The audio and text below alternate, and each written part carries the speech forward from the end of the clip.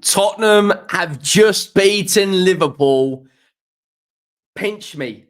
What am I seeing? Ange Postecoglou adapt. Ange Postecoglou play a pragmatic approach.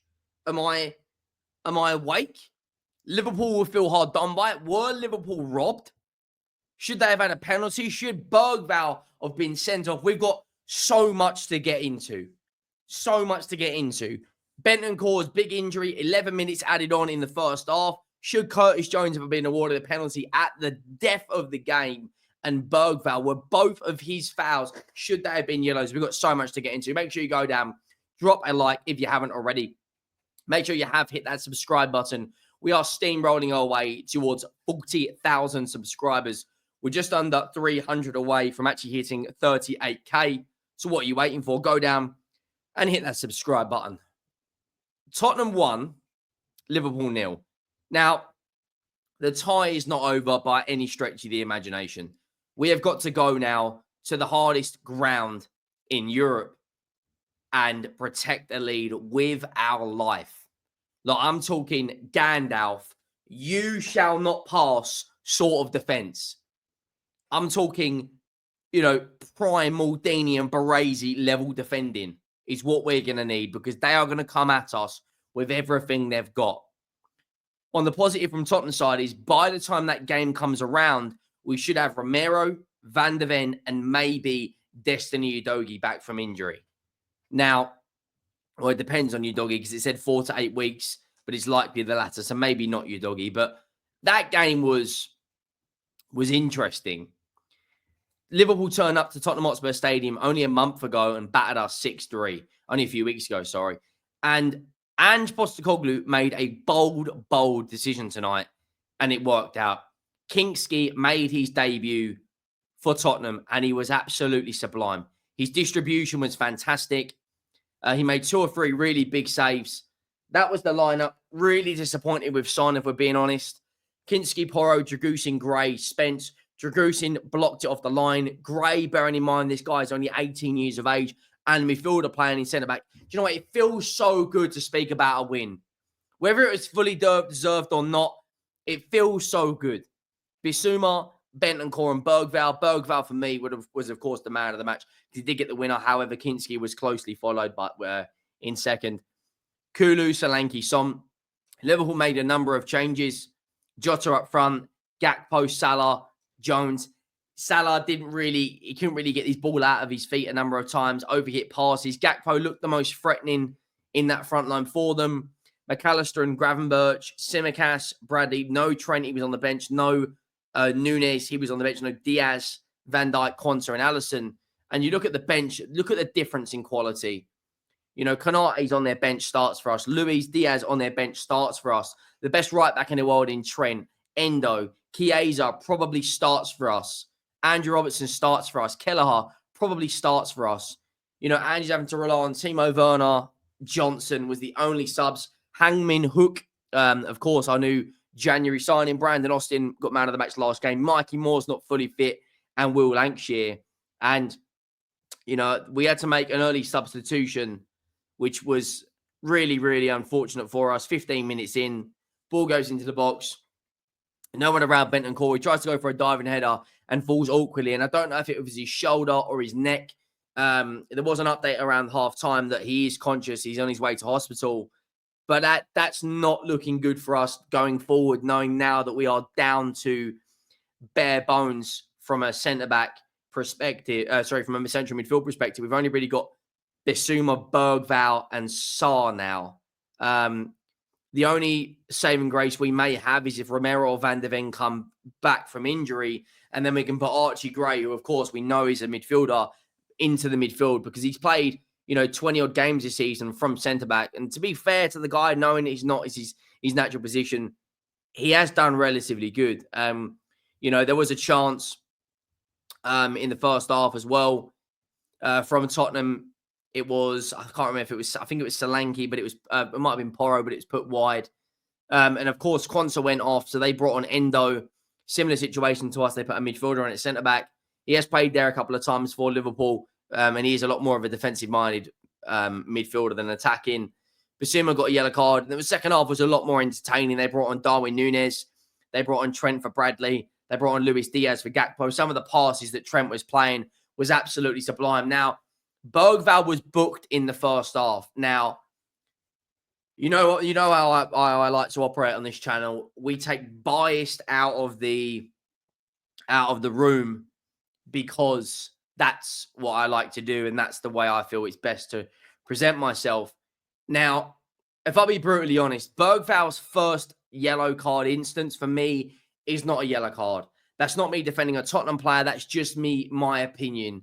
However, the second one, when he is on a yellow card for me, I personally feel when I've only seen one replay of that, and I do need to have a look at it again, but just off the first replay I've seen, I personally feel he may or should have been sent off.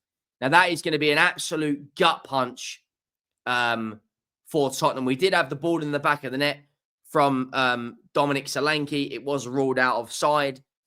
And then the big talking point around the 83rd minute, Bergvall takes out Tsimikas. And for me, that one is a yellow card.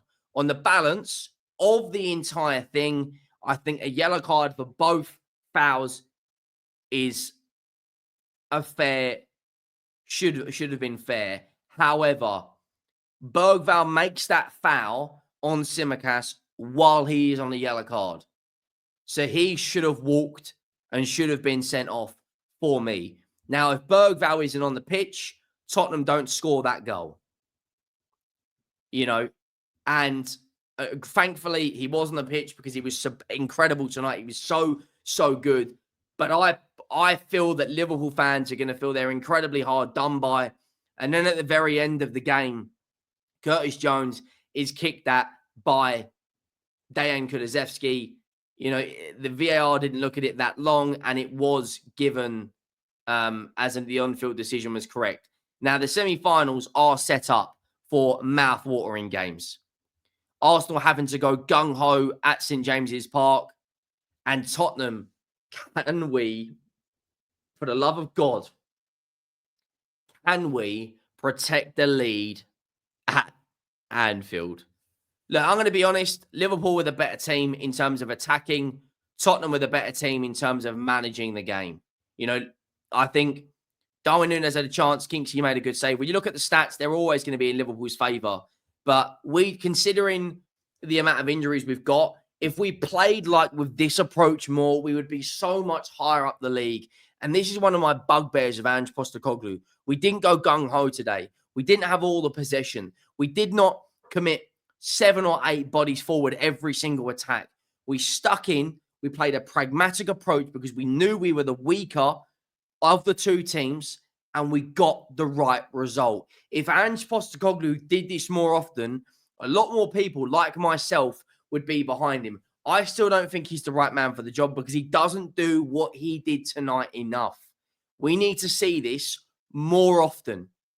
So many times we have seen this season where we just look absolutely at 6s and 7s at times, and we don't look nowhere near nowhere near of controlling a football match. But look, in terms of the stats, 9 shots against 14, 4 against 7. Obviously, Liverpool dominated possession. They dominated pass accuracy, passes. I think corners, very even, 2-2. But now, can we go up to Anfield and defend the lead? That, for me, is going to be massive. I would sacrifice every single league game we can if it meant going there with a fully fit and firing squad. And you look at the fixtures we've got coming up, it's not going to get any easier. We've got an away day against Arsenal. We've got an away day against Everton. We've got an away day against Hoffenheim and Tamworth. Jesus Christ, 4 away days on the bounce now for Tottenham. You know, Tamworth's going to be an interesting game. We should have more than enough quality to go there and actually, you know, put 4 or 5 goals past them. And then it's an Arsenal team right now that are struggling for form, struggling for confidence, and can't score goals, and were beaten last night. We have just ended Liverpool's 23-game spell unbeaten. You know, that is a massive win for Tottenham and should give us huge confidence now going into these next 6 games. You know, I can't explain how big of a result that was tonight. Whether we got it deservedly or undeservedly now, it's in the past. I personally think Bergvall is fortunate not to be sent off, but I would take it every single day of the week and twice on a Sunday. In terms of Liverpool, well, they weren't really at their best. They wasted chance after chance. Darwin Núñez has a one-on-one chance. They put it wide. But Solanke, this guy, mate, absolutely ridiculous today. Bergvall, really good as well. Kinsky, fantastic debut. In terms of Liverpool, I think maybe if they started with Luis Diaz and Trent, they may have got something out of this game. Jota, for me, didn't look at the races. Gakpo was the most liveliest and the most threatening of that front three. Salah, not good enough today. But look, the tie is not over by anywhere near shape or form. We have now got to go and protect everything we've got now. The game is played at an absolutely horrendous time for Spurs because in a period of 6 games, we have got Brentford away, Manchester United at home, Manchester City at home, Bournemouth at home, and Liverpool away. And it's only 4 days after Brentford away. So we have got to go up there with everything we can and defend that lead. In terms of the Liverpool fixture, where is it in terms of Liverpool's order? Well, fortunately for them, they have got 5 days rest and we've only got 4.